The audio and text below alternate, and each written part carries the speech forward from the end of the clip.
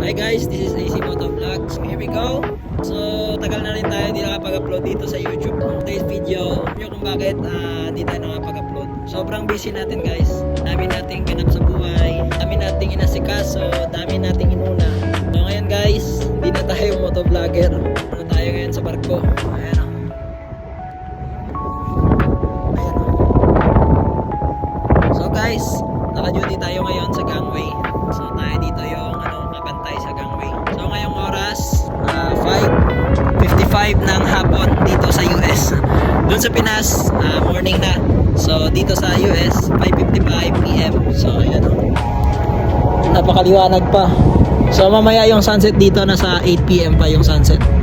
So bago lumubog yung araw, doon yung araw lulubog mamaya. So 8 PM na. So sa Pinas 7:30 AM to 6 ata, 6 AM makikita mo na yung liwanag.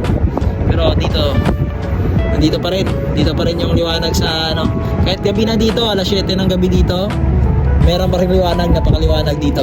Iba talaga yung nasa ibang lugar ka.